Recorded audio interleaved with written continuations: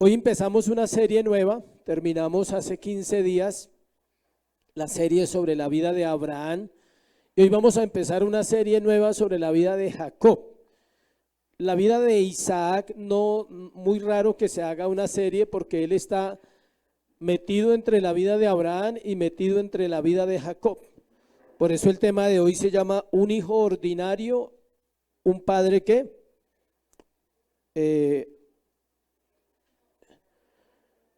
Isaac, perdón, ordinario o extraordinario. Isaac, ordinario o extraordinario. ¿Por qué se habla eso de Isaac? Para antes de entrar en el tema y antes de orar. Porque Isaac es el hijo ordinario de un hombre extraordinario y es el padre ordinario de un hombre ¿qué? Extraordinario. O sea, Abraham y Jacob. Lo cual no quiere decir que la historia de Isaac no sea importante, ni que no tenga enseñanzas para nosotros, pero él es el patriarca pasivo, es el hombre pasivo en la historia, muy diferente a Abraham y a Jacob.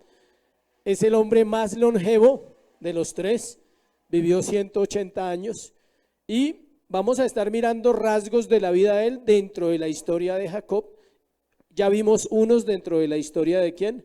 De Abraham. ¿Cuál es la idea?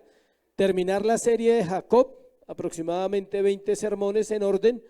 Luego continuaremos con la historia de José para terminar ¿qué? Génesis. Y habremos visto Génesis en año y medio, si Dios lo permite, del 12 al 50. Quedarían pendientes 12 capítulos, que también 11, que también es obligatorio verlos. Pero esos ya son más de, podríamos decir que tienen mucha doctrina allí. Vamos a orar antes de leer la Biblia. Padre, hoy te damos gracias en el nombre de Jesús. Señor, oramos porque tu palabra sea iluminando nuestra mente, nuestro corazón. Damos gracias por la iglesia porque es tu iglesia, permanece para siempre. Damos gracias por cada vida que viene, Señor, por los miembros, los asistentes y aquellos que aún no son salvos. Dios, oramos que haya salvación. Pedimos que tu palabra convenza el corazón. Sabemos que es la obra del Espíritu. Háblanos a través de la vida de este hombre llamado Jacob y sigue guiándonos cada semana en Cristo Jesús. Amén y amén. Vamos a ir a donde quedamos hace 15 días. Quedamos en Génesis 25, 19. Les recuerdo que la iglesia tiene una predicación expositiva, texto a texto. Vamos cada semana donde quedamos, o sea, donde quedemos hoy, dentro de 8 días, si Dios lo permite, empezaremos en Génesis 26, 1 y así sucesivamente. Entonces vamos a leer solo los primeros versículos. Dice el versículo 19, estos son los descendientes de Isaac, hijo de Abraham. Abraham engendró a Isaac, y era Isaac de 40 años cuando tomó por mujer a Rebeca, hija de Betuel arameo de Padán Aram, hermana de Labán arameo. Y oró Isaac a Jehová por su mujer que era estéril, y lo aceptó Jehová y concibió Rebeca su mujer. Y los hijos luchaban dentro de ella, y dijo, si es así, ¿para qué vivo yo? Y fue a consultar a Jehová, y le respondió Jehová, 2 naciones hay en tu seno, 2 pueblos serán divididos desde tus entrañas, un pueblo será más fuerte que el otro pueblo, y el mayor servirá al menor. Isaac, ordinario o extraordinario. Damos inicio a esta nueva serie sobre la vida de Jacob, la cual será de gran provecho para la iglesia porque vamos a aprender del corazón de un hombre muy especial para Dios. Al ser escogido, desde antes de nacer fue escogido como cualquier persona que es salva. Pero también vamos a aprender de la naturaleza pecaminosa de un hombre escogido, porque a veces se nos olvida que el hecho que una persona sea escogida no quiere decir que nace e inmediatamente empieza su proceso cristiano. Normalmente todas las personas que son salvas y que van a ser salvas tienen que vivir una vida del mundo, la mayoría. Y alguien dirá, bueno, y los hijos de los creyentes, ellos necesitan convertirse, acuérdese. No hay salvación por herencia, no se hereda la salvación, necesitan ¿qué? Convertirse a Cristo, y muchos ojalá no llegasen al mundo. Otros tienen su proceso y necesitan encontrar a Cristo por sí mismos, o más bien ser encontrados por Cristo. Encontramos en medio de la vida de Abraham y de Jacob al patriarca Isaac, como les comentaba, el más longevo de los tres, 180 años, quien es conocido como el hijo de la promesa y el padre de Jacob. Así se conoce este hombre. Es importante recordar que es la vida de Dios en cada creyente la que hace posible, escuche, que la iglesia sea un organismo viviente, que esa vida no se refiere a la vida biológica, es decir, no se refiere a la vida que usted está viviendo biológicamente porque está vivo, sino se refiere a la vida espiritual que reposa en cada uno de los creyentes para hacer así la iglesia. Y esto no es posible sino por la obra regeneradora del Espíritu Santo. Escuche, ¿por qué hablo de eso? Porque Abraham y su descendencia son el origen de la iglesia en el Antiguo Testamento. A través de Abraham se levanta un pueblo que luego es llamado una congregación, un pueblo santo, un pueblo para Dios. Cuando el apóstol Pedro habla en Pedro de las piedras vivas, él se está refiriendo al Antiguo Testamento también y al Nuevo Testamento. Y él está hablando que somos ¿qué? Piedras vivas, no piedras muertas. La iglesia es un lugar donde hay piedras vivas. Se evidencia como en la vida y en el testimonio de cada creyente. Abraham dio testimonio de su fe. Jacob va a dar testimonio, todavía no, porque vamos a iniciar viendo su naturaleza ¿qué? Caída, como cualquiera de nosotros antes de llegar a Cristo. La vida de Jacob está marcada por una constante lucha, escuche. Esta vida me confronta siempre, la vida de Jacob. Es muy similar a la de muchos cristianos, porque uno cree que Jacob es súper, hiper, mega espiritual. O sea, no. Jacob viene con un propósito, pero Jacob es un hombre que tiene que ser formado, y por allá en capítulo 32 vamos a empezar a ver un poco de su transformación. Mientras tanto, la Biblia está narrando quién era Jacob, cómo era su carácter, todo eso. Escuche, es tan impresionante que desde el nacimiento de Jacob empieza la lucha. Él empezó a luchar ¿dónde? En el vientre. O sea, usted dirá, no, pero yo apenas estoy luchando. No, desde el vientre Jacob luchaba. Hablaremos también un poco de Isaac. Vamos a hablar del nacimiento de Jacob y vamos a cerrar hablando de un hombre llamado Esaú, que vendió la primogenitura por un plato de lentejas. Vamos a ver 3 puntos en el sermón. 1, un poquito de Isaac. 2, el nacimiento de los mellizos o gemelos. Y 3, cómo se puede vender la primogenitura o cómo somos engañados en algún momento por nuestro corazón. Entonces vamos a ir a lo primero. Les recuerdo traer la Biblia todos los domingos, por favor. Les recuerdo ir paso a paso, texto a texto, para que usted pueda comprender lo que estamos enseñando, porque vamos a ir texto a texto. Entonces lo primero se llama Isaac, un hijo ordinario y un padre ordinario. Y vamos a verlo del 19 al 21, un hijo ordinario y un padre ordinario. La vida de Isaac es una vida de mucha bendición. A veces uno dice, uy, pero lo tratan de ordinario. Sí, pero estamos diciendo de ordinario no que sea malo, sino común. Un hombre común, un hombre que no resalta mucho en la Biblia, no hay muchas cosas de él, pero no podemos discutir que la gracia de Dios estaba sobre él. ¿Por qué creen que la gracia de Dios estaba sobre él? Porque era el hijo ¿de qué? De la promesa. Por eso a veces vemos tanta lucha entre gente que Dios bendice y gente que Dios no bendice. Hay gente que se pone mal porque Dios bendice a otro en la iglesia. Gracia, misericordia, favor. Puede que a veces Dios bendiga a unos más rápido que a otros. En este caso, Isaac es solo ¿qué? Bendición. Aparentemente, ¿no? Por encima. También vamos a ver que su vida, su vejez no fue fácil. Terminó enfermo muchos años y terminó viejo. No igual que Abraham, que era vigoroso, 150 años engendrando hijos. No, este es diferente, este es más pasivo. Su pasividad es un problema. Hagamos un recorrido. Dice que el libro de Génesis invierte 14 capítulos en la vida de Abraham. 13 en la vida de Jacob, mientras que la vida de Isaac se encuentra entre las dos historias y no hay una secuencia. O sea, no podemos hacer una serie de él por más que querramos. Vamos a ver varias cosas. En capítulo 15 de Génesis, como venimos de una serie, y en el 18 fue anunciado su nacimiento. En el 21 vimos que fue ofrecido como un sacrificio vivo a Dios. Perdón, en el 22 vimos que fue ofrecido como un sacrificio vivo a Dios. Luego aparece los 40 años, cuando su padre le buscó una esposa, quien es Rebeca. Eso es en Génesis 25. También aparece en el sepelio de su padre con 75 años. Ahora nos tenemos que devolver. Note cómo es la Biblia. Vimos que estuvo en el sepelio de su papá, ¿a cuántos años? 75. Y alguien dirá, ¿y por qué? Pues porque nació cuando Abraham tenía 100 y Abraham muere a los 175, la matemática es exacta. Entonces él tenía 75 años cuando fue al sepelio de su papá. Nos toca devolvernos 15 años para empezar la historia donde vamos a empezar hoy. La Biblia es así. Usted tiene que saber interpretar la escritura para no confundirse.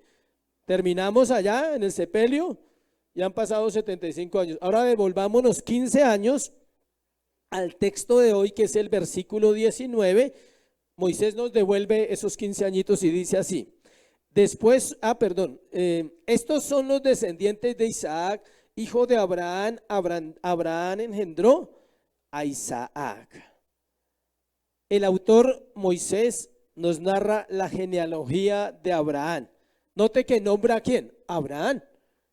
Primero habla de Abraham, dice, estos son los descendientes de Isaac, hijo de quién, de Abraham. Abraham engendró a Isaac. Sigue hablando de Abraham.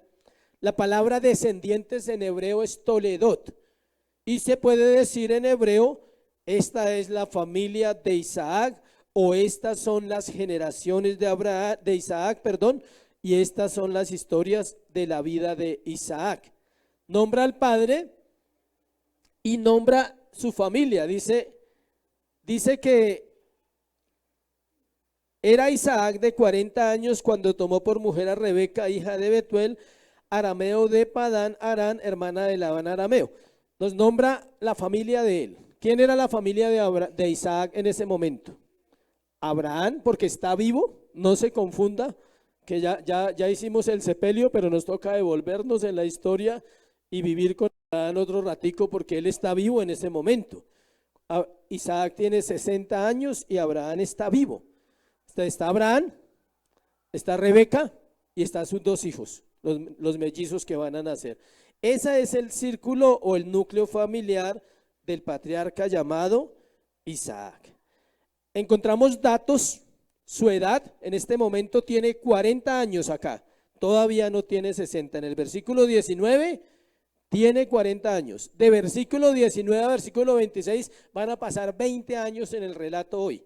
O sea, hoy vamos a estudiar hartos años, porque vamos a llegar hasta Jacob y Esaú cuando tienen el problema de la primogenitura. O sea, vamos a estudiar más de 40 años en la vida de Jacob y de Isaac. Entonces, dice que era Isaac de 40 años. Ahí no hay duda, ese es el dato exacto que nos da la Biblia. Dice que era casado. ¿Con quién? Con Rebeca. Nombra al suegro, que era ¿quién? Ahí está en el texto. Betuel. Dice que era arameo de Padán Aram. Acompáñeme a Génesis 10:22 para mirar algo ahí.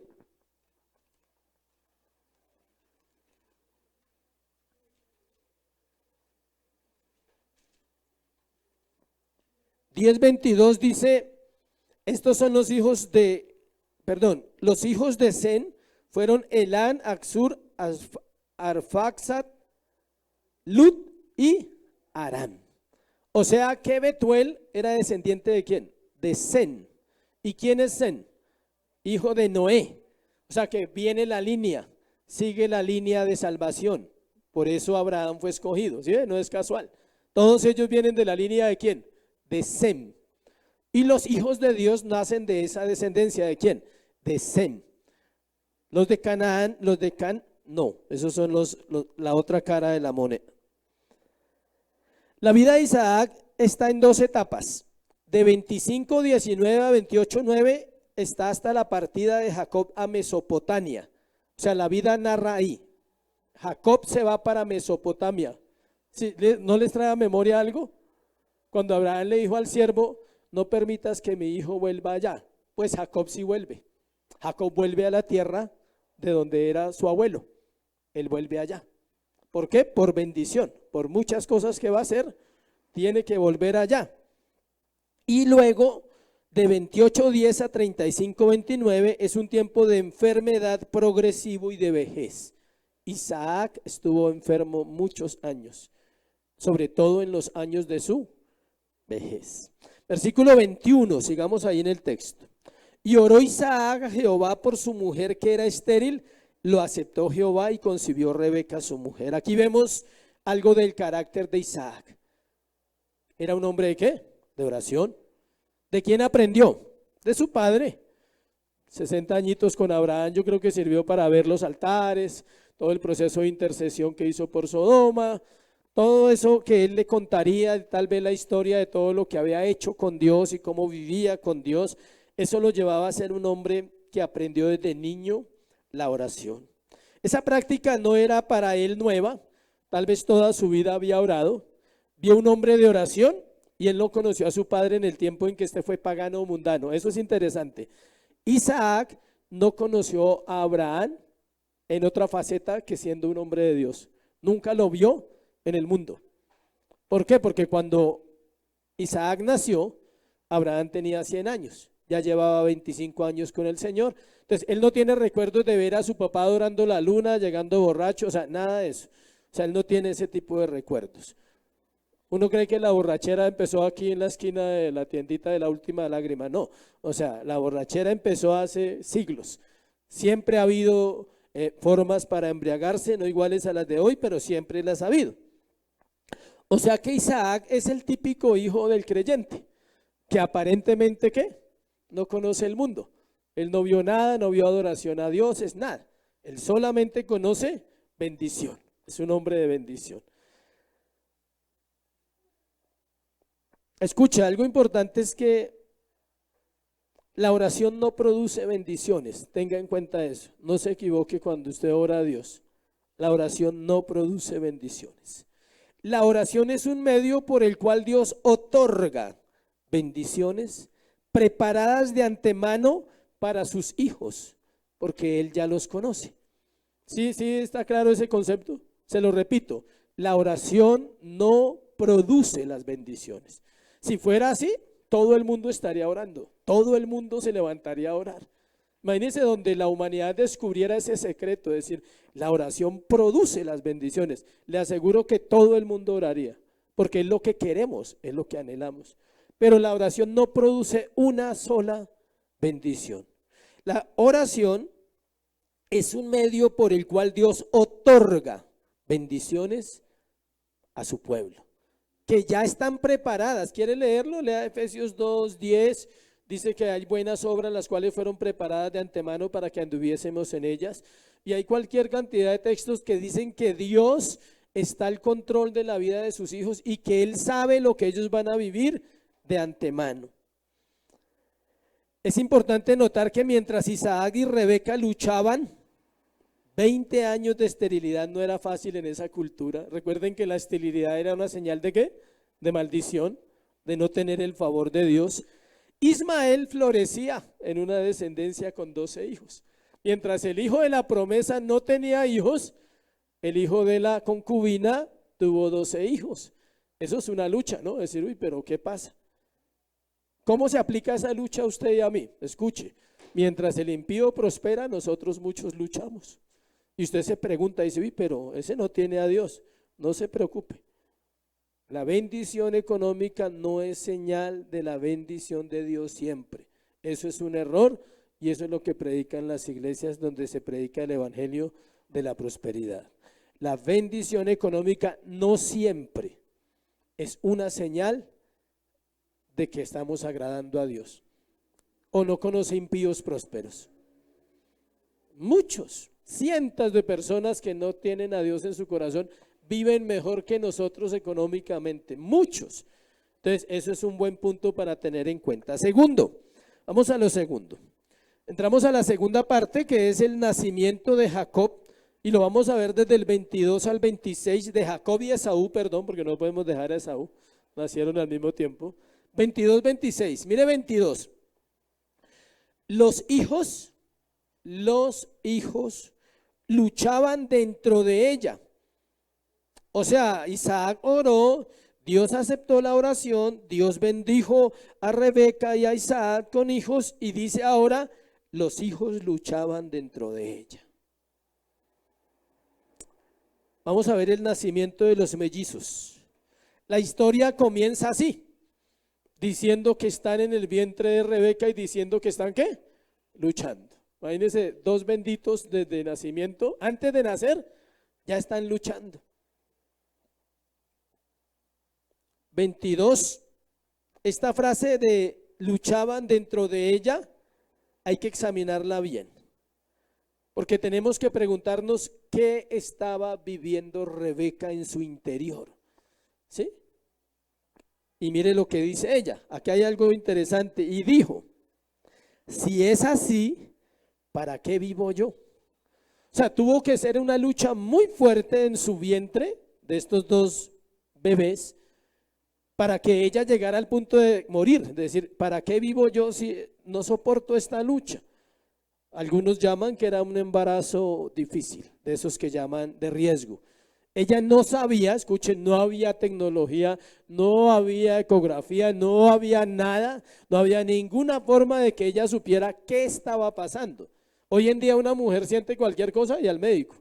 Y allá le hacen un examen y le dicen, no, está así, ¿qué pasa tal? Tiene 2, tiene 3, nada, ella no sabía nada. Ella tiene una lucha porque hay algo en su vientre que está pasando y ella lo siente, que hay una lucha muy fuerte.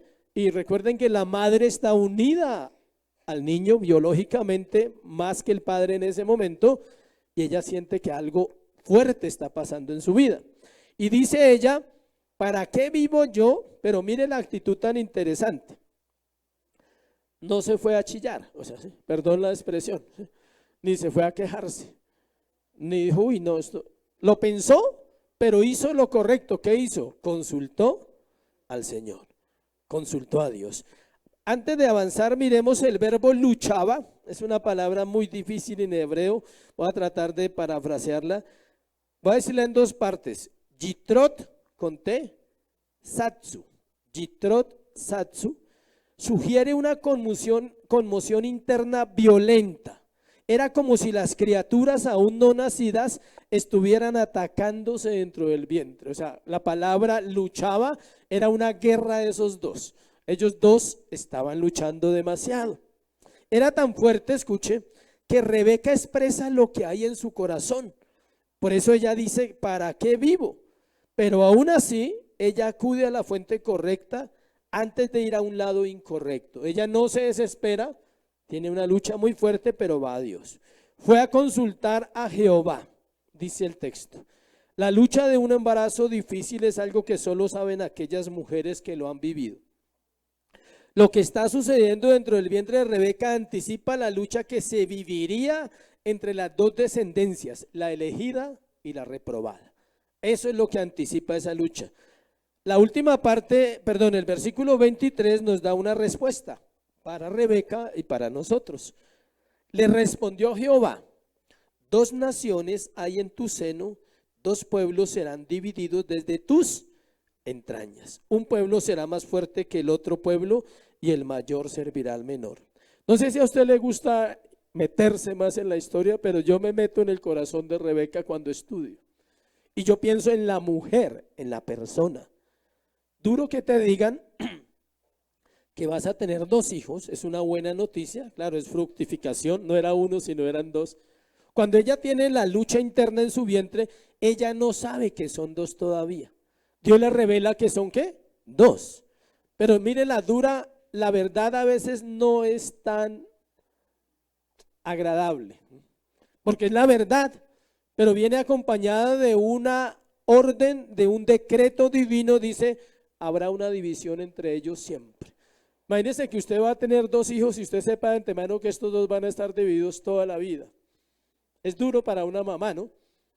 Hay que orar y decirle al Señor que En este caso era un ¿qué? Propósito específico. Había algo especial en estos dos hombres. Saber que sus dos hijos iban a estar divididos por designio divino demandaba una fe firme de parte de Rebeca para con Dios. No perder la esperanza del futuro. Ella no podía perder la esperanza del cumplimiento de esa promesa y ella no sabía qué iba a pasar más adelante con estos dos hombres. 24.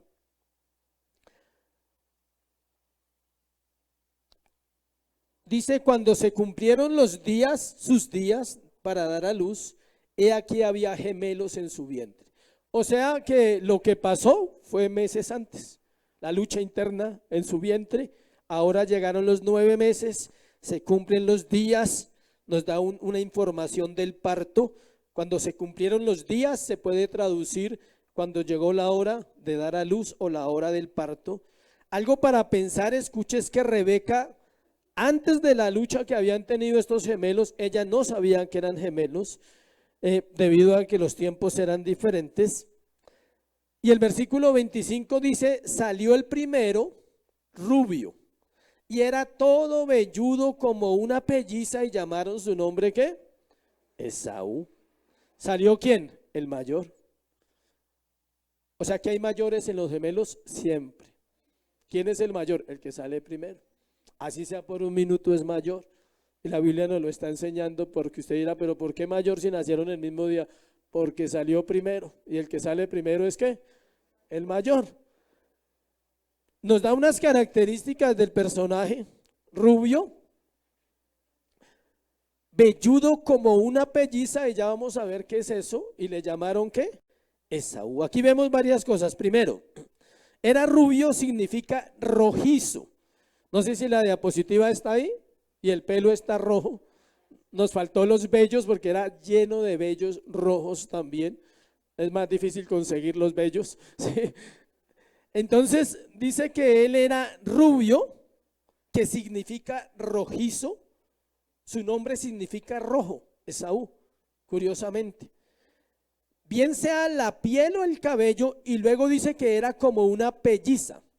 Y resulta que pelliza es una tela de pelos, así le llamaban ellos en la cultura hebrea. O sea que estaba cubierto con una tela de pelo porque era muy velludo. No eran vellos normales como los de un bebé que usted conoce. Si la Biblia dice que era una pelliza, era como una colcha. Una pelliza era como una piel de pelos, mejor dicho, que ellos usaban para arroparse. Era tan velludo que dijeron, uy, nació con una pelliza encima, o sea, solo pelos era este hombre. El nombre Esaú deriva del aspecto físico de él, de esa parte física. Mire 27:11, para mirar un detalle ahí. Y Jacob dijo a Rebeca, su madre, he aquí Esaú, mi hermano, es hombre velloso. ¿Y yo qué? Lampiño. Será muy velludo. Y ahí vuelve y dice Jacob que él era velloso. Jacob dice que su hermano es velludo, y el significado allí, escuche, va usted, busca una concordancia y busque esa palabra velludo. Dice que era un hombre cazador violento como un cabro peludo. Tenía una naturaleza muy fuerte este hombre. Él había nacido para la guerra, para ser un cazador, y eso se notaba desde pequeño en su apariencia física. ¿Qué hacen los vellos o la piel, ese tipo de piel en un hombre? Lo protege del frío, de muchas cosas. O sea, era un cuero, mejor dicho. O sea, ese había nacido para vivir en el monte, en el campo, para ser un cazador. Él había sido destinado para eso. Versículo 26 dice que nace bendición. Después salió su hermano, o sea, bendición, le puse, trabada su mano al calcañar de Esaú, imagínense. Y fue llamado su nombre, ¿qué? Jacob. Y era Isaac de edad de 60 años cuando ella los dio a luz. No nos dice la edad de ella, ¿no? Debería ser un poco menor, pero no mucho. Jacob, esto es el que toma por el calcañal o el que suplanta. Pero hay más del nombre de esta persona llamada Jacob. Aquí escribí que después nació bendición, Jacob. agarrando a su hermano del calcañal y le pusieron el suplantador, el engañador, el que es más listo. Este bebé no iba a ser muy diferente a su hermano. Tendría una naturaleza igual de caída que la de Esaú, solo que se manifestaría de manera diferente. El uno iba a ser una joya en su carácter fuerte y el otro iba a ser una abeja, como decimos nosotros, una abejita. De esos que todo lo piensa, a todo le saca ventaja, siempre quiere estar adelante, siempre quiere sacar alguito de las personas, pero muy sutil, muy caballero, muy bien puestecito.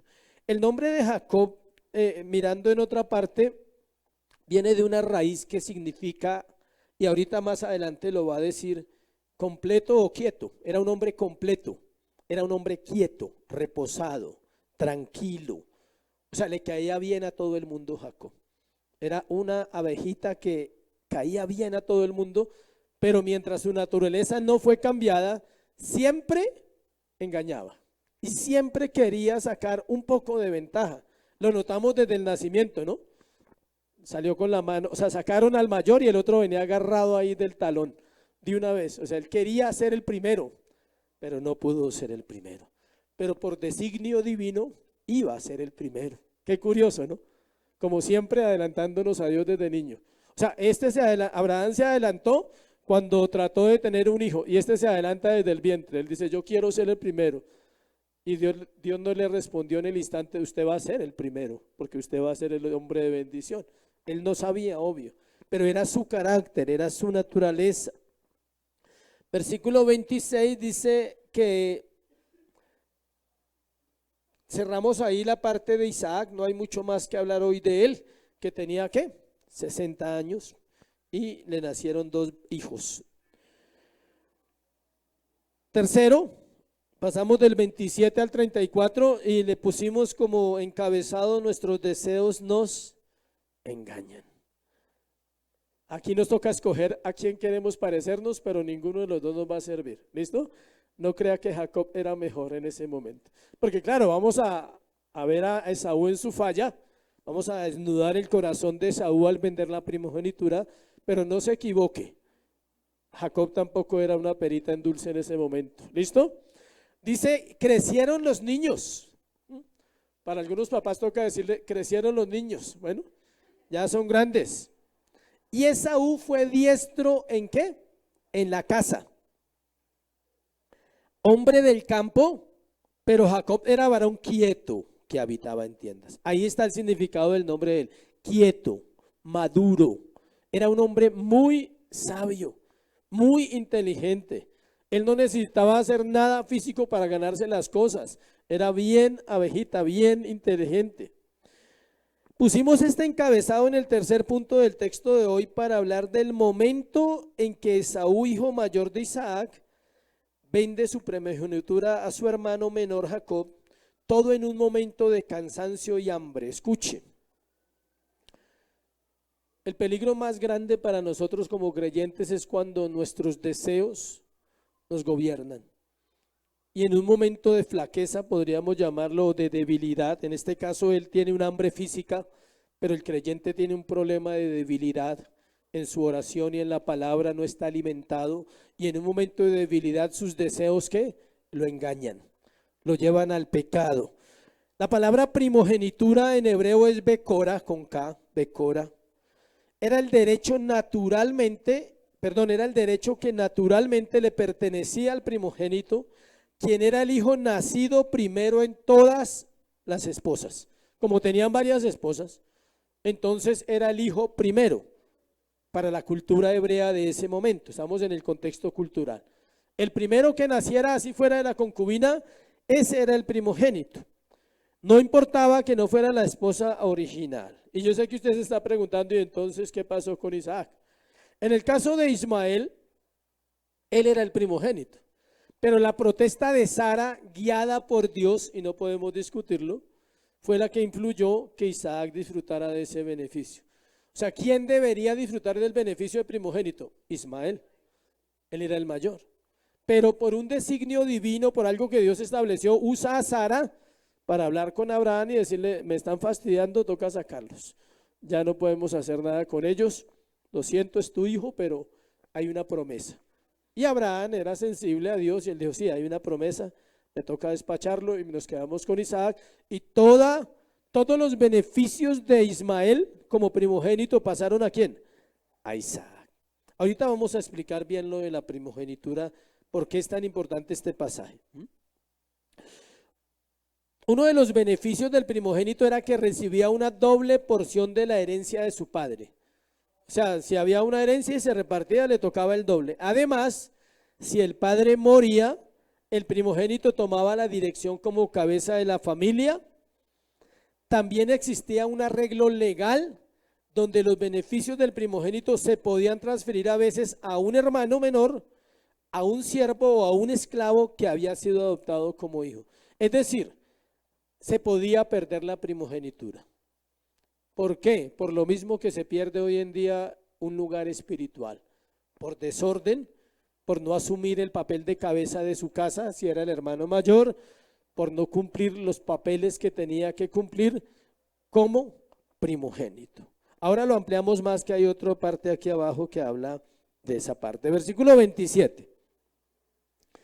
Apenas llegamos al 27. Esos dos hermanos eran absolutamente opuestos, al igual que serían las naciones que cada uno iba a representar. Esaú era un experto cazador, le gustaba la vida al aire libre, amaba lo emocionante, la libertad y las actividades. Era un hombre muy activo, muy trabajador, pero evidentemente creció y practicó una vida indisciplinada. O sea, era un hombre que no tenía mansedumbre ni templanza. Y ahorita lo vamos a ver por qué. Quizá la práctica de la caza forjó en él un carácter rudo y cruel. O sea, era un hombre fuerte, como hay muchos en este mundo. Jacob, por su parte, era un hombre completo, quieto, dice el texto. Esto sugiere que cumplía los requisitos del llamado que Dios le daría más adelante. Era pastor de ovejas, su trabajo era cuidar ovejas, pastorear el rebaño, así como cuestiones del hogar. O sea, era un hijo casero, obediente a su papá, a su mamá, era el que estaba al frente de la finca, el otro le gustaba irse 3 días por allá a cazar de farra y volvía después, y así. Ese era Esaú. El término quieto también significa maduro, querido y gentil. Toda una belleza en este hombre. Pero lo que no sabemos, o lo que vamos a aprender durante la serie, es el proceso de formación que él tiene que vivir para llegar a convertirse en Israel, un príncipe con Dios, y dejar de ser un engañador, un hombre que le saca ventaja a todo, un muy bueno en los negocios para sacar ventaja. Empezó a negociar desde acá. Ahorita vamos a ver cómo hizo el negocio de la primogenitura. Versículo 28. Amó Isaac a Esaú porque comía de su casa. No es una buena motivación. Bueno, mas Rebeca amaba a Jacob. Vamos a explicar ese verso. Amó Isaac a Esaú y dice porque comía de su casa. O sea, el hijo le llevaba comidita y todo esto. Y Rebeca amó a Jacob y no dice por qué, solamente que lo amaba. ¿Sí ven la diferencia del amor de Isaac con Esaú a Rebeca con Jacob? Llegamos a un versículo que muestra lo que pasa en varios hogares, escuche. Y eso habló el pastor Javier hace 8 días. Y es la preferencia por los hijos. Eso es un problema para nuestra sociedad. Eso solo trae tragedias, amarguras, violencia, resentimiento, que se callan los hijos, pero ahí está. Ahí viven, resentidos, amargados, porque no es el favorito de papi o de mami. Eso es un problema y eso hay que trabajarlo en el corazón aún de los adultos, escuche. No estoy hablándole a los jóvenes, estoy hablándole a la iglesia. Porque entre más años, peor, si no se trata el mal, ¿sí?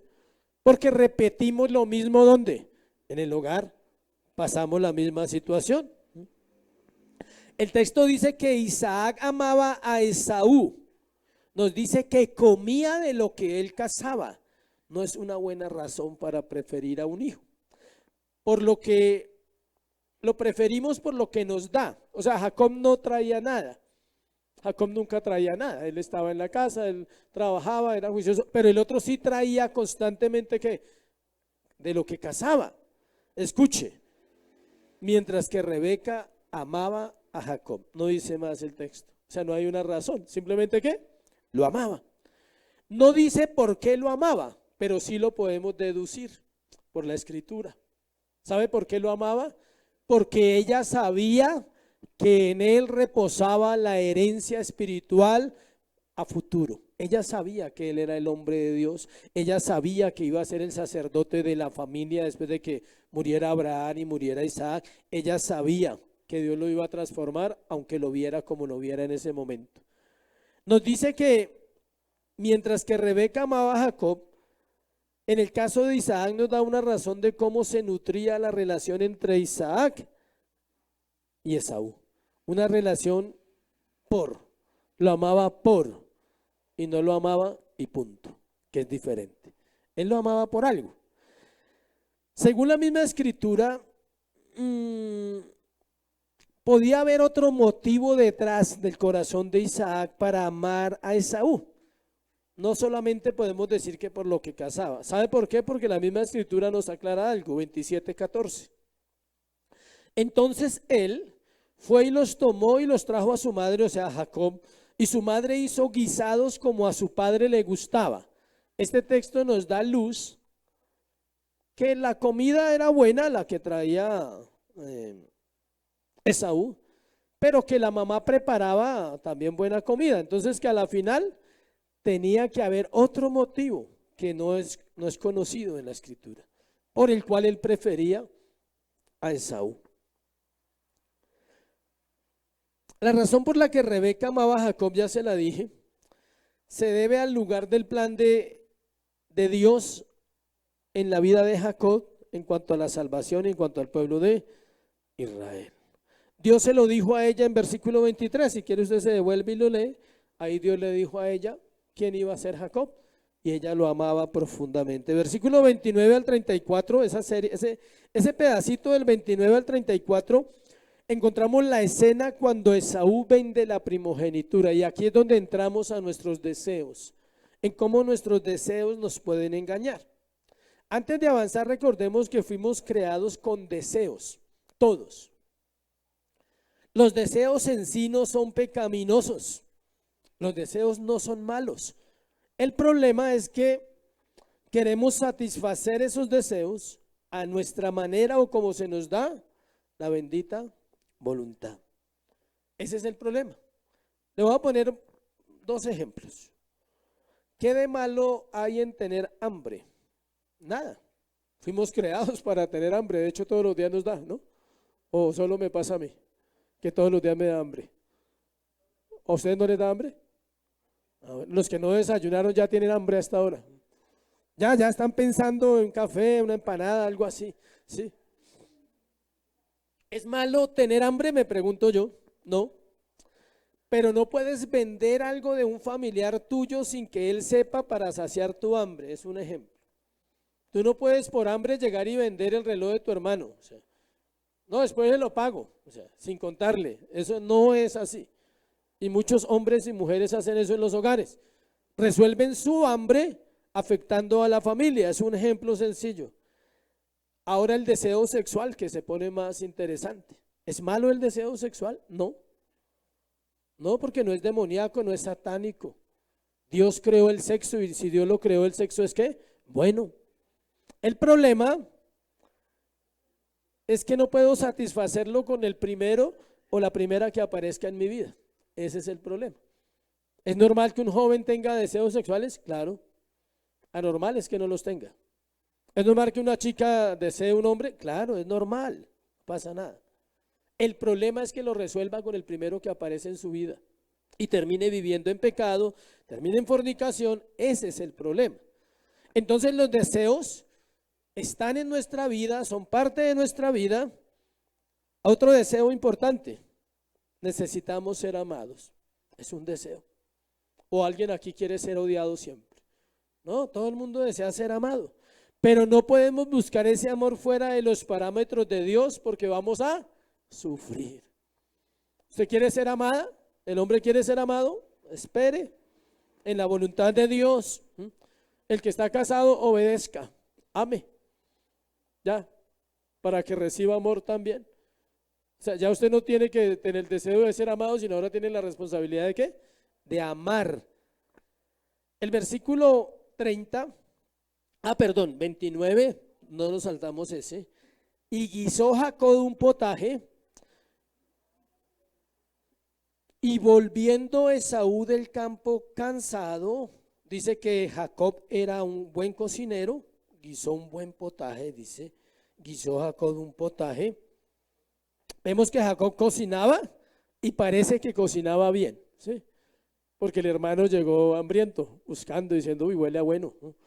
Mi hermanito está cocinando. Él tiene un buen plato que era de lentejas, versículo 34, se lo digo porque ahí está en el texto. Dice que el guisado era ¿de qué? De las lentejas. O sea que las lentejas son ricas también, ¿sí? Hay que comer lentejita. Llega su hermano cansado de tareas físicas, obvio. Brotó la naturaleza de Jacob, con la cual había nacido, el engañador y el suplantador, y la oportunidad para sacar algo de la situación. De pronto el hermano le dijo, tengo hambre, dijo, ya le sirvo un platico, tranquilo, pero él no, él tenía una naturaleza ya lista en su corazón, pensando, diciendo, aquí puedo sacar algo. Está desesperado, tiene hambre. Vamos a seguir mirando versículo 30. Dice que Esaú volvió del campo en el versículo 29 y que estaba cansado. Dijo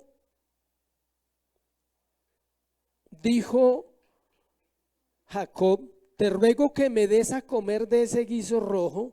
Póngale cuidado a la frase. Pues estoy ¿qué?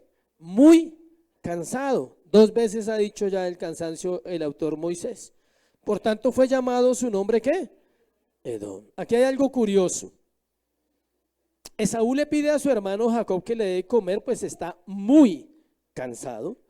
La Reina Valera no traduce fielmente el original del hebreo, que dice así, déjame tragar o engullir, estoy desesperado del hambre. O sea, en hebreo dice así, déjame tragar, tengo mucha hambre, estoy muy cansado, estoy desesperado, necesito comer. Era un hambre desesperante. Y el otro, inteligentemente, notó el desespero por el hambre que él tenía. Jacob lo notó y haciendo honor a su nombre quiere sacar ventaja y le dice, versículo 31, Jacob respondió, véndeme en este día tu primogenitura. Eso se ve sencillo, pero usted no se imagina la trascendencia y la profundidad de este acto en la escritura. Véndeme en este día tu primogenitura. El original dice, primero, véndeme tu primogenitura. O sea, le doy de comer, pero primero me vende su primogenitura. Al parecer Jacob sí sabía lo que significaba la primogenitura. Parece que Esaú no tenía en cuenta eso. Mire cómo es la vida, para que usted aprenda algo aquí como iglesia. Muchas de las cosas que usted desea y está luchando por tenerlas a su manera, Dios se las va a dar después sin que usted tenga que luchar. Les repito, muchas de las cosas que usted desea y está empeñado en conseguirlas hoy como sea, Dios se las tiene reservadas en un momento justo para su vida. Así pasó con él. Él iba a tener la primogenitura obligatoriamente porque había una promesa, pero él la quiere ya, como todos nosotros. Y la quiere ya y él cree que la puede obtener ya y no la tuvo. Él la compró, pero no la disfrutó porque le toca ahora huir. Más adelante lo vamos a ver. Dice que Jacob obtendría después directamente por Dios la primogenitura, pero al igual que su abuelo Abraham, quiso adelantarse a los planos de Dios. 2 veces van. Cuando cogió al otro por el calcañal, quiso adelantarse, él quería salir primero. Él dijo, no, yo salgo primero. Y luego, ahora se adelanta a coger la primogenitura. Esta acción le costaría muchos años separado de su familia. Le costó dejar a su mamá, a su papá, irse allá a que Labán lo procesara e hiciera lo mismo con él, lo engañara varias veces. El suegro de Jacob, el futuro suegro, que era más abeja que Jacob. Pues toda esa familia era bien inteligente, bien interesante. La primogenitura no tenía que ver solo con los privilegios materiales, escuche, a que tenía derecho el primogénito, porque Esaú, aunque vendió su primogenitura, prosperó. Lo vemos más adelante, que es un hombre muy rico. Había algo más en juego y era el destino espiritual, y de eso se trata este punto, iglesia. Este es el punto para nosotros. No venda su primogenitura, no cambie el lugar que Dios le ha dado como hijo, no juegue con Dios en cuanto a ser un hijo de Dios. Muchos han vendido el lugar que Dios les ha dado como hijos. Nuestros deseos nos engañan, nos hacen perder más que cosas aquí, y es el privilegio de caminar conociendo a Dios, de poder ser útiles en esta tierra. Algunos cambian la primogenitura por un trabajo. Mucha gente cambia la primogenitura por un trabajo. En la oportunidad de formarse, de prepararse, de servir, no tengo tiempo porque estoy ocupado. Otros la cambian por su familia. Primero la familia, un pastor dijo eso. Citan a cualquier pastor. Primero la familia. La Biblia sí dice que amamos a la familia, pero nunca dice que podemos negociar nuestro lugar espiritual por nuestra familia. Por un salario mejor algunos hacen cosas, trabajan más tarde, más tiempo, por un salario mejor. Otros por un sueño personal, X o Y. Escuche,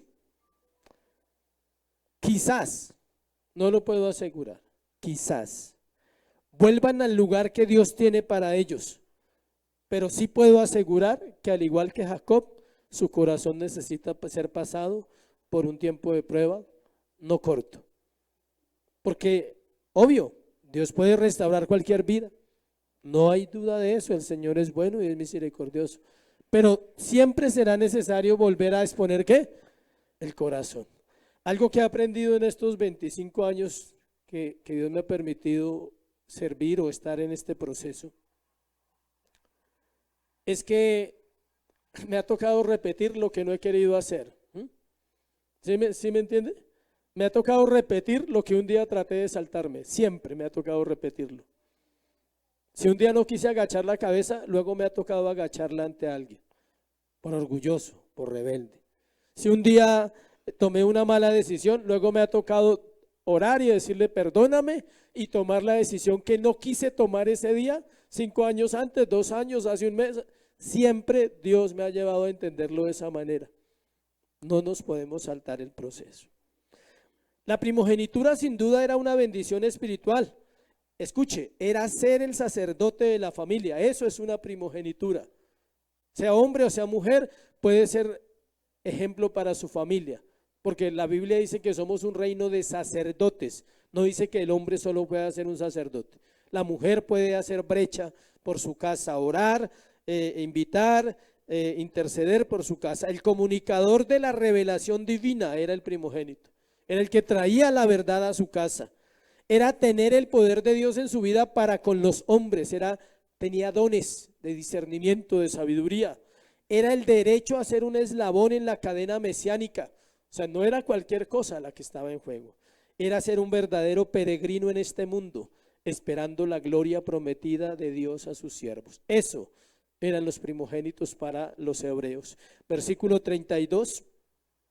Entonces dijo Esaú, y aquí yo voy a morir, imagínense. Comamos y bebamos porque mañana moriremos. Casi dice eso. ¿Para qué pues me servirá la primogenitura? Qué fácil menospreciar lo que no entendemos, ¿cierto? Qué fácil votar por una borda lo que nunca hemos indagado. Hay gente que no quiere servir en una iglesia y nunca ha indagado si realmente el servicio es importante o no en la vida de un creyente. Es fácil menospreciarlo, votarlo por la borda, ser necios cuando queremos satisfacer un deseo personal. Aquí se ve la mentalidad carnal de Esaú. ¿De qué me sirve si me voy a morir? Es como las personas adultas que dicen, ¿de qué me sirve servirle al Señor si ya no tengo años? Todavía tienes vida para servirle al Señor, no importa los años que tenga. No, es que solo los que llegan jóvenes pueden hacer un ministerio. No, no hay edad. Cualquier persona que se consagra, que le sirve al Señor sin importar la edad, puede servirle al Señor. Mire lo que dice el autor de los Hebreos, capítulo 12, versículo 17, hablando de Esaú. La Biblia habla bien de los que tiene que hablar bien y habla mal de los que tiene que hablar mal. ¿Eso por qué? Porque la Biblia es la verdad. Hebreos 12, 17. Pero él, no estoy en Hechos, Hebreos.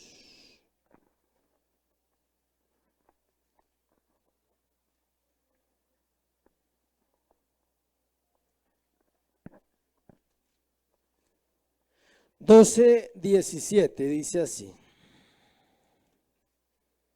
Dice, porque ya sabéis que aún después deseando, 16, no sea que haya algún fornicario o profano como Esaú, que por una sola comida vendió su primogenitura. ¿Sí cómo lo juzga el autor de los Hebreos? No entra dentro de los hombres de la fe, no entra como Abraham que heredó y Noé y aún la ramera Rahab. ¿Sí? Imagínense una ramera, las mujeres vieron el tema el martes de Rahab, una ramera prostituta en español aquí, entra en el mundo de la fama, de la fe, por gracia, y no entra Esaú, él entra como un reproche, ¿sí? Y luego en el 17 dice, porque sabéis que aún después deseando heredar la bendición, ¿qué dice? Fue desechado y no hubo oportunidad para el arrepentimiento, aunque lo procuró con lágrimas. La bendición no es cuando tú quieres. Está ordenada por Dios para un momento específico en la vida de cada creyente, en un caminar de santificación, donde se hace evidente que tú eres un hijo de Dios. No solo por fe, sino Él lo muestra al mundo. Dios le muestra al mundo que su iglesia es la iglesia de Él y que sus hijos son sus hijos y que hay una diferencia muy grande entre los impíos y los creyentes. Y lo hace a través de un proceso de ¿qué? Santificación. Él procuró después, parece que mucho más adelante él dice, la embarré, no debía haberle vendido la primogenitura a mi hermano. Ahí sí como dicen, ya no hay tiempo de ¿qué? De llorar. Versículo 34, vamos en 33, sí, 33. Dijo Jacob, júramelo en este día. ¿Y él qué? Le juró y vendió a Jacob su primogenitura. No se podía quedar sin asegurar, ¿sí? Dios, ya lo tengo cerca, ahora tiene que jurarme, porque el juramento era algo muy importante entre los hombres hebreos. Versículo 34, después salió su hermano, trabada su mano, entonces Jacob dio a Esaú pan y del guisado de las lentejas, y él comió, y él bebió, y se levantó y se fue así, así menospreció Esaú la primogenitura. Moisés describe lo que pasó ese día en la historia de estos dos hermanos. Cómo Jacob al final le da pan y lentejas a su hermano a cambio de la primogenitura. Y lo curioso es la frase final, dice, se levantó y se fue. O sea, como que dice, no pasó nada, eso no interesa lo que hice. Así somos a veces. Pensamos que es así. Pensamos que es ir al baño y echarse agua y ya todo está resuelto. No, las cosas cristianas no son así. La vida con Dios es seria. Es una vida de compromiso, una vida de santidad. Llegamos a las aplicaciones. Vamos a mirar solo dos cosas acerca de este pasaje. Una aplicación es que la elección incluye todo lo que vivimos. No podemos dejar de hablar de la elección aquí porque es un pasaje donde claramente está marcada la elección de ¿quién? De Jacob. ¿Desde cuándo fue elegido? Desde antes de nacer. Y sabemos que fue desde antes de la fundación del mundo, pero antes de nacer se marca la diferencia que hay entre él y su hermano. Y la elección incluye todo lo que vivimos. Escuche, esto quiere decir que ningún acontecimiento en la vida de Jacob, como dijo Juan Calvino, mire lo que dijo Juan Calvino, porque no fue por mero accidente que Jacob trabó a su hermano por el calcañar e intentó salir primero que él. No fue un accidente, era algo que estaba determinado ya por Dios. Es decir, en la elección está incluida toda la vida del ser humano, inclusive el mundo que usted tenía que vivir para un día llegar a ser cristiano. Por eso cada uno es diferente. pero no quiere decir que usted tenga que gloriarse. Ah, no, el Señor sabía que yo iba a ser así de promiscuo. No, no, no, no. Simplemente estoy diciendo que Dios en su elección incluye todo, porque Dios incluyó todas las faltas ¿de quién? De Jacob. Y las registró para que nosotros aprendiéramos. Hay 3 pasajes, veámoslos brevemente, solo citarlos. Oseas 12, 2, 3, donde habla de la elección de Jacob. Oseas 12, 2, 3. Oseas Joel. Dice 12, Oseas 12, pleito tiene Jehová con Judá para castigar a Jacob. Escuche, conforme a sus caminos le pagará conforme a sus obras. Y mire lo que dice, en el seno materno tomó por el calcañar a su hermano y con su poder venció al ángel. Aquí hay una cosa interesante. El profeta Oseas está confrontando a Israel y le está diciendo, ustedes son igual a su padre. ¿Cuál era el padre de Israel? Jacob. Él era el papá de esa nación. No era Abraham, era Jacob realmente el padre directo de Israel, porque él es el padre de las 12 tribus.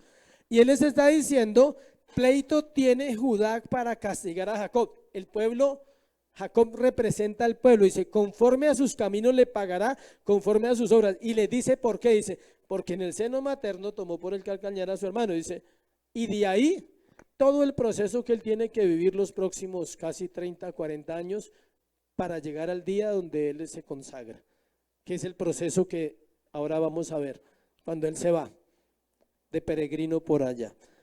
Esto quiere decir que Dios dentro de la elección permite cosas que nosotros vivamos en nuestro pasado, pero que después más adelante en nuestra salvación tenemos que tratar con ellas. Por eso hay que tratar cosas de nuestro corazón, de nuestro interior. Otro texto es Malaquías 1:2, ahí.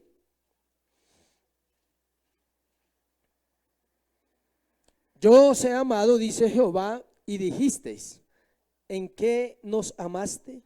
¿No era Esaú hermano de Jacob, dice Jehová, y amé a Jacob? Ese es un texto interesante también. Yo os he amado, dice el Señor ahí. Dios le recuerda a través del profeta a Israel una vez más la elección de Jacob. Y el último pasaje, Romanos 9:13, para concluir lo siguiente, no lo voy a leer, si quieren lean lo que habla de que a Esaú aborrecí, mas amé ¿a quién? A Jacob. El asunto es este, iglesia. El asunto no es por qué Dios aborreció a Esaú, porque ambos eran iguales, de pecadores. El asunto es por qué amó a Jacob. Ese es el punto. Porque si usted se pone a pelear contra Dios en cuanto a la predestinación, tiene un problema serio porque nunca lo va a resolver. Pero pregúntese por qué Dios ama al pecador. Y vaya más profundo todavía en su corazón. Pregúntese por qué nos ama a nosotros hoy. Y la segunda aplicación tiene que ver con eso. La elección es el más grande acto de misericordia de Dios. Su comprensión de la Biblia debe ser esa siempre. ¿Por qué Dios le ama a usted? ¿Y por qué me ama a mí, siendo tan pecadores? Esa es la conclusión de la enseñanza de hoy. Hágase esa pregunta esta semana. Dígale, ¿por qué me amas si soy un pecador? Y ahí entra ¿qué? La elección. Tal vez Dios no te lo diga, pero la respuesta es porque te elegí. Porque con amor eterno te he amado, por tanto ¿qué? Te prolongué mi misericordia. Cuando Dios le da esa palabra a Jeremías, antes le había dicho, desde antes que nacieses, te llamé, te santifiqué y te di por profeta a las naciones.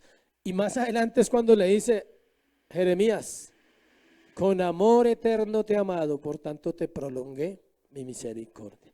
Por eso la elección es el acto de misericordia, escuche, más grande que los seres humanos podamos llegar a conocer o a entender de nuestro gran Dios. Amén. Póngase sobre sus pies, oramos, le damos gracias a Dios y recogemos la ofrenda. Padre, te damos gracias en esta mañana por tanto amor, Dios, por tanta gracia y misericordia que has tenido con nosotros. Gracias porque podemos entender a la luz de las Escrituras que nuestra naturaleza, al igual que la de Jacob y Esaú, es una naturaleza pecaminosa. Que tenemos de ambos muchas cosas, Dios. Tenemos de Jacob que siempre queremos lo mejor para nosotros. Que siempre pensamos más en nosotros que en los demás. Que siempre queremos obtener las cosas fáciles. Eso tenemos de Jacob. Y quizás tenemos de Esaú el pensar que podemos hacerlo en nuestra fuerza, nuestro vigor. Que la fuerza del hombre alcanzará para obtener todas las cosas, sabiendo que no es así. Gracias por tu enseñanza, pedimos que nos santifiques. Pedimos que podamos ver y valorar la elección que has hecho desde antes de la fundación del mundo y ser personas agradecidas, ser creyentes agradecidos que solo pueden postrarse y decirte gracias y adorarte, Señor, y bendecir tu nombre. Te damos gracias, Dios, por este tiempo. En Cristo Jesús. Amén y amén.